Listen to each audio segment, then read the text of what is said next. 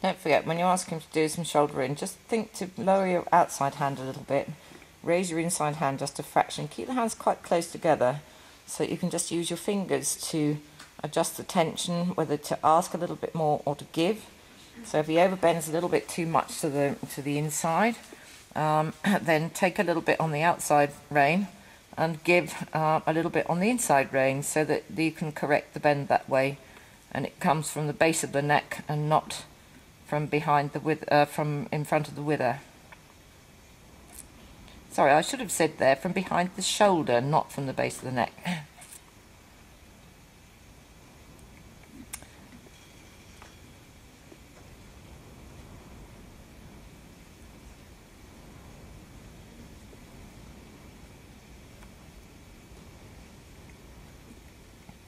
So keeping your hands a little closer together, raise the inside a fraction. Good, that's nice.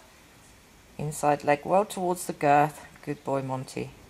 Just watch you're not trying to open your inside rein there. I don't think he's at the stage when he needs it. He's so easy to manoeuvre, this horse of yours, that I think you've got to watch you don't actually overdo it a little bit and then bring his forehand too much off the track. You've got him going to such nice light aids that, you know, less is more basically.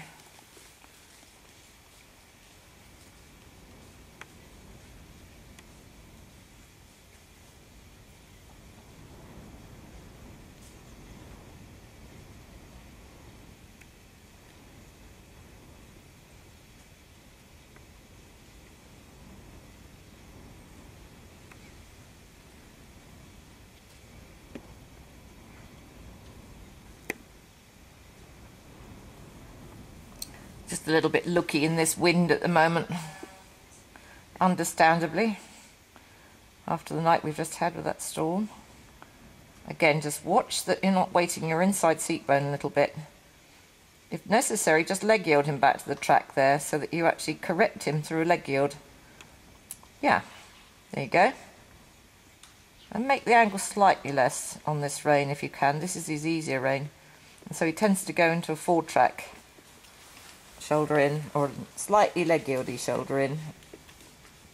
Eventually he will be able to do the 4 tracks as he gets more supple, but we're probably best at this point in time on his easier rein to keep the angle slightly shallower, more of a shoulder 4. Yep, that's nice.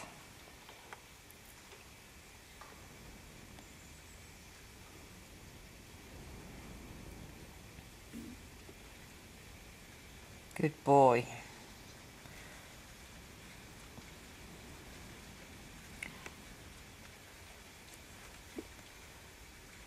That's it. Try to think of keeping your inside leg a little bit more forward into the corner. Better.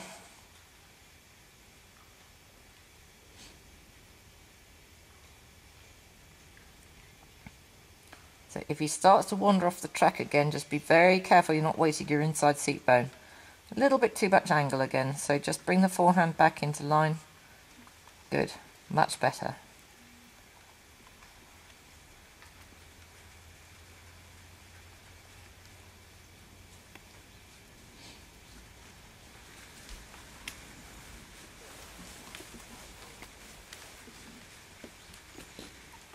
Perhaps have a change of rein again.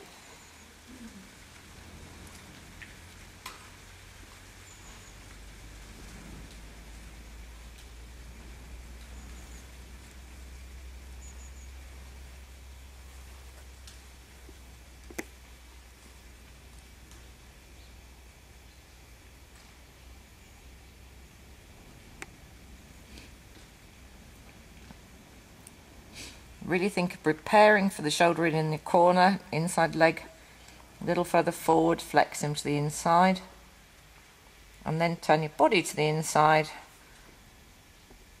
So little weights on your outside seat bone, but just being transferred there by using your inside leg with the swing of the belly. Now, that's nice. The fact that he's got a slightly crooked blaze sometimes makes his head look tilted when it isn't. So I'm going on how his ears are positioned. If one ear is lower than the other, then we know he is tilting his head, but if not, it's an optical illusion because of his slightly squidgy blaze.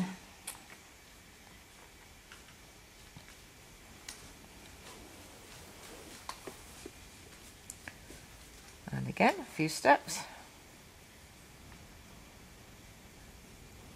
Good boy.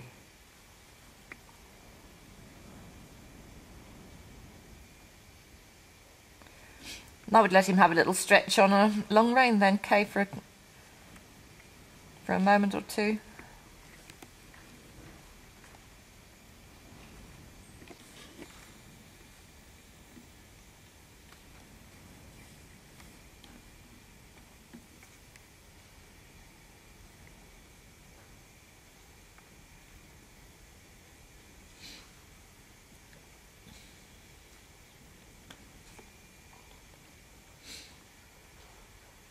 So if you're going to ask for a travers, remember to turn your body more towards the wall. Bring your right shoulder back. Yep. See? Instant response. Yep. Good boy. I think I'm doing it, but Yep. This is why you just need to be reminded occasionally. A little bit more ask and give on your inside rein because there's a little bit too much slack in your outside rein. I mean, he's only just, learning this, isn't he? So it takes a couple of goes to get him actually. No, and he hasn't been ridden for 3 weeks, so this is very good actually. He's had a lameness, so just that's it. Left shoulder just a fraction more forward, yeah. That's it, because sometimes you need to exaggerate the angle a little bit when they're first learning this. Very good, well done. Nice, Kay. And I would maybe just change the rein through a half circle back to the track there and put him into travers right whilst you out of that half circle. As you come back to the wall, it's quite a good time to do this. So you're already in the position as you're coming back towards the wall with the inside hip forward. Bring your outside leg back, turn your body a little bit towards the wall. Yeah. Good. Good boy. And he will, get a little bit more flexion to the inside. That's not bad. Not bad. Good. Good boy. Tell him what a good boy he is. And another one perhaps up there.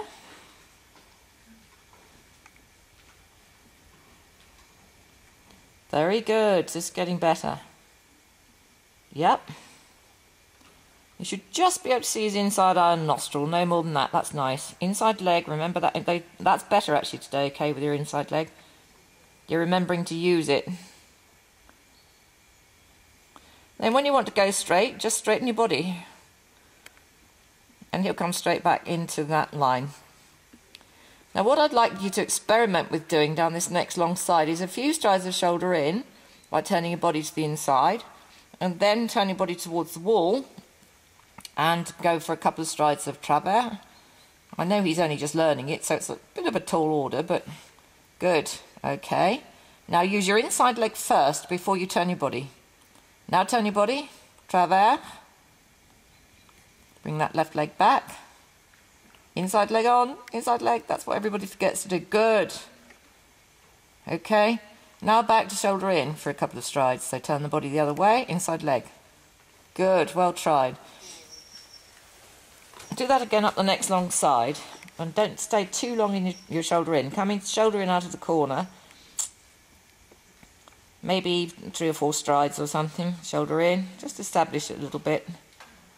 Okay, now turn your body towards the wall, but don't forget that inside leg.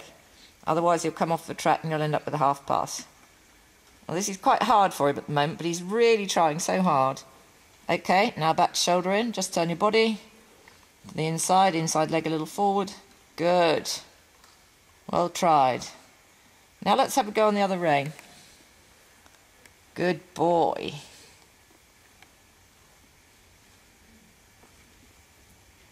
It all just helps to get him much more supple and manoeuvrable, and it's very good for your timing of the aids as well.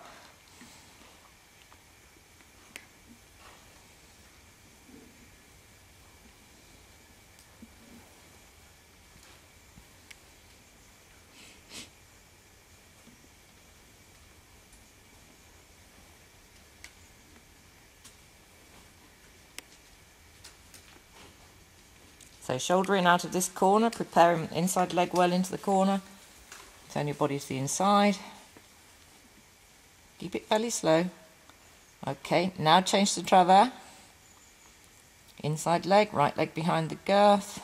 This is his slightly easier rein. Maybe left it a little bit too late there. Okay, now straight for the corner. So again down the next long side, but just do maybe half a dozen steps at the most of shoulder in before you go to travers. As I said, it's quite hard for him at the moment, but it's really good to switch between the two to start to get him used to the changing the body positioning, because it just sensitizes him even more. Good, inside leg, good. Okay, now see if you can switch by bringing your right shoulder back, left leg at the girth. Better. Watch you're not tipping slightly onto your fork. Good, well done. Now back to shoulder in. Inside leg a little forward, turn your body to the inside. Good. Very good, well tried. And let him have a little rest on long rein.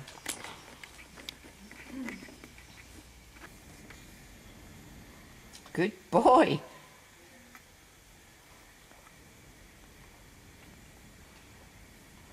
You're right, Kay. When you said yesterday that he takes something on board and then processes it, and the next day he just does it, because yesterday, if you remember, when you asked him to do half pass, he thought you meant leg yield in the opposite direction, and he's now just already taken on board that you actually wanted him to flex into the direction of the movement, and tried his absolute hardest there. So let's do another one to the other side. Just watch your right toes not sticking out quite a long way, because it can actually be contribute to your weight tipping over to one side. See if you can just get that little toe a bit lower. That's the only thing I really nag you about. Okay, let's have a go here and see if he can cope with it, because this was the time that he tried to go. Oh, you good boy. Inside leg, Kay. Don't forget that inside leg. That's better. As soon as you've got that inside leg on, do you feel the difference? And over. Keep your inside hand up a little bit, outside hand against the neck to help bring the forehand over in line. Yeah, he's a little better on the other rein.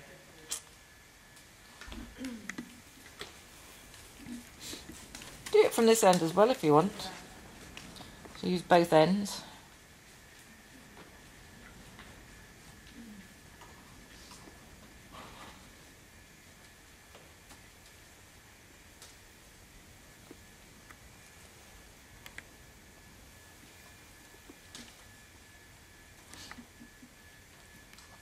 But try it from the C end as well. You know, when you've done one, go straight into the opposite rein, so that he just sort of gets the idea without too much time to think in between.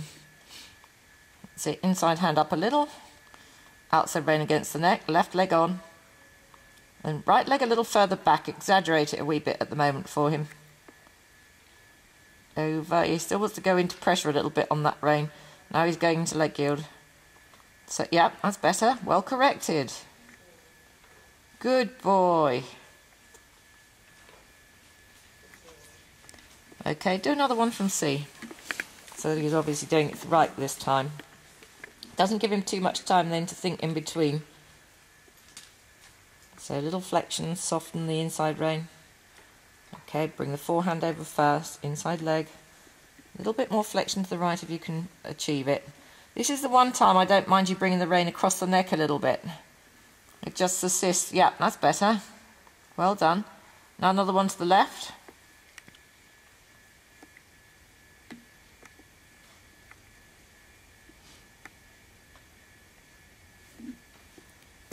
Go straight for the first couple of strides, Kay.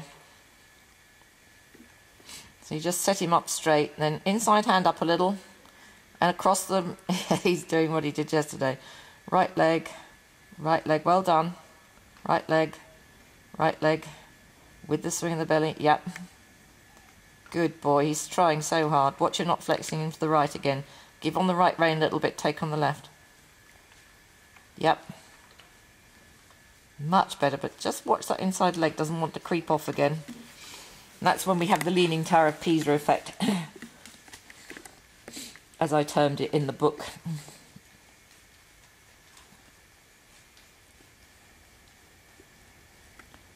Inside rein, across the neck just a little bit, indirect rein of opposition, left leg behind the girth, over, good boy, well tried. And asking and giving a little bit on that inside rein so it's not a solid contact.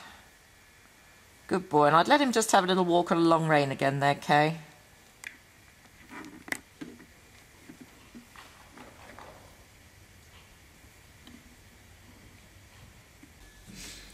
As I said, so few people concentrate on the positioning of the body in lateral work.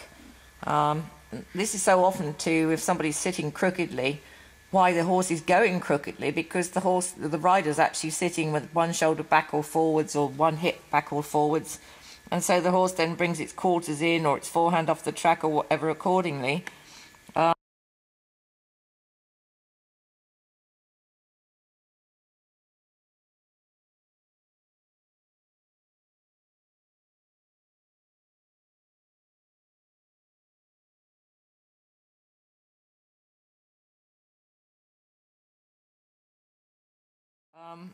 And the rider thinks it's the horse that's crooked, when in fact it's the rider that's causing it.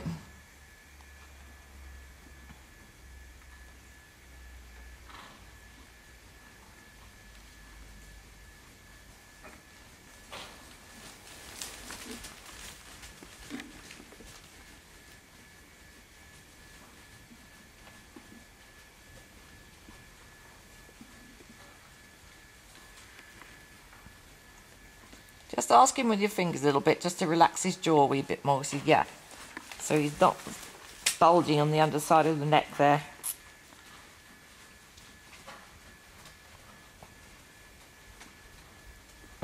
He just takes a minute to get into his stride in trot, doesn't he? That's better. We want a nice soft underside of the neck with him reaching towards the bit. Good.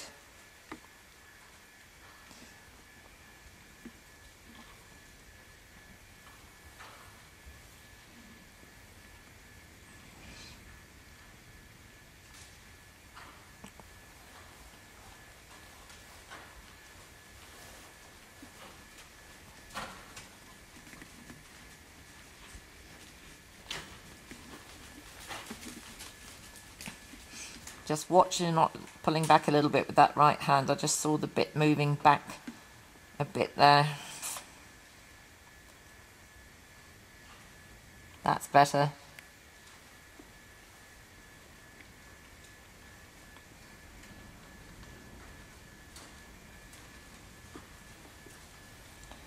A lot of people would think this trot wasn't nearly forward enough, but just explaining for the forum members that we do not want to just send him more and more forward, because all it does is put him on his forehand. And just by getting him to use his hind joints more, as Kay has been doing, gradually he starts to soften and we get a lot of spring, and he really starts to use his hindquarters and folds the haunches nicely into the transitions, rather than just purely stepping under. The step under will come from the tilted pelvis, which brings the hip joint further forward. That's nice there, Kay.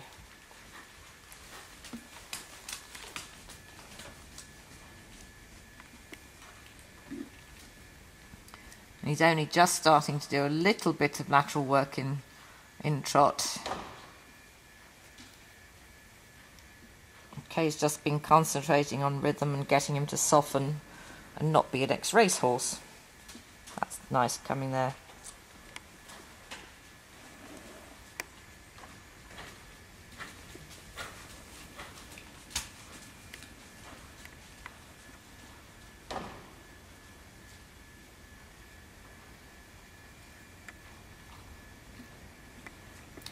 Now that we're concentrating more on trying to get the half pass, I've advised Kay to do not too much in the way of leg yield with him, so that it doesn't confuse him, because at the moment he's not quite sure whether she means leg yield or a half pass. And so sometimes it's better to not do any leg yield whilst you're teaching the half pass. And to be honest, once the half pass is established, the leg yield is not really necessary, except doing an exercise, Kay. There's an exercise, a German exercise called the Entwickeln, when you go from leg yield to half pass and back to leg yield, sort of like a on a zigzag, and that works really rather well. But we're a bit off doing that sort of work yet with him. Good. Very nice. Well done. Much better too. You weren't wobbling over to the right hand side there as you did yesterday and taking him off the track. That was much straighter. Well done.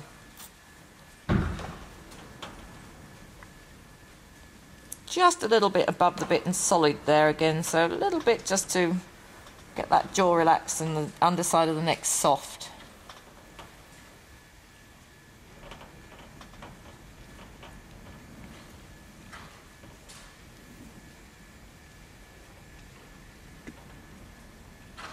Yeah, that's cubbing there, just occasionally.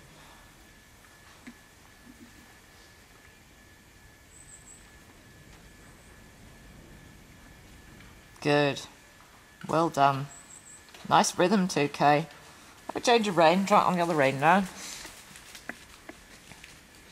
I should explain to you that we had a horrendous storm overnight and he was very worried in the wind and the rain, even though he was in the barn stables with the other horses, and he'd been weaving. The only time he weaves is when he gets really disturbed or uptight.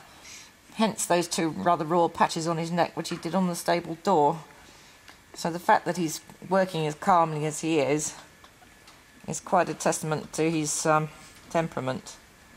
You can see here he actually is tilting his head because he's a little bit weaker on that left hind leg at the moment, and so he's finding it more difficult, but we're not going to commit suicide over it. That will happen for the moment, but as he gets stronger, that will stop. And we have to do the exercise in order for him to strengthen. Good, Kay. And again.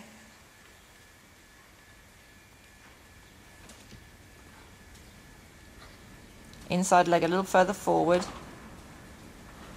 Kay is doing it in rising trot at the moment to make it easier for him to keep the rhythm and to keep her seat light on his back at this point in time.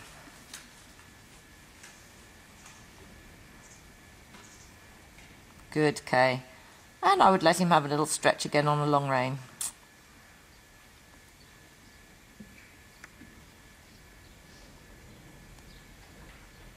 Good.